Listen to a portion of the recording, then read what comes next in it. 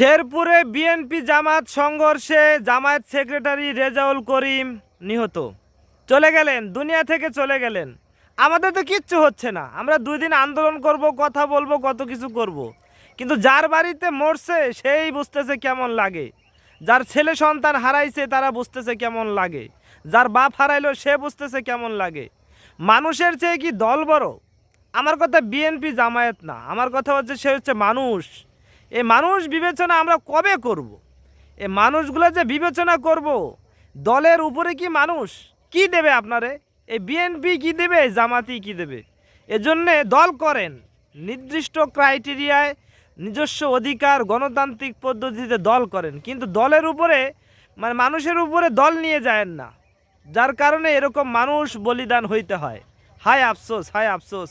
এ জাতি আর কি দেখবে? মানে স্বৈরাচার পতনের পরে, জুলাই গণ অভ্যুত্থানের পরে এসব দিন আমাদের দেখতে হচ্ছে।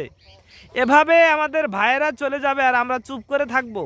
এটা কখনোই প্রত্যাশা না, কখনোই প্রত্যাশা না। হায় আফসোস, এ নতুন দিন আমাদেরকে দেখতে হচ্ছে। হায় আফসোস, হায় আফসোস। কবে হবে এর প্রতিকার? মানুষ এ থেকে মুক্তি পাবে কবে? আগে মানুষ হিসেবে মানুষকে সম্বোধন করেন, তারপর হচ্ছে দল। দল অবশ্যই করবেন, দল অবশ্যই করেন, গণতান্ত্রিক পদ্ধতিতে করেন।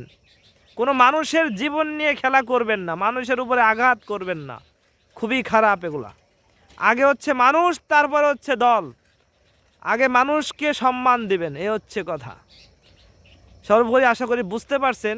দেখেন কিভাবে মানুষ মানুষের উপরে এই যে বাপরে বাপরে মায়ের কারে বলে, কিভাবে যে মারে, এক মাইরেই শেষ। মাথায় বাড়ি, এই বাড়ি, কোনো দিকে তাকায় না। কিভাবে সম্ভব? হায় আফসোস, হায় আফসোস। আল্লাহ আমাদেরকে মুক্তি দান করেন।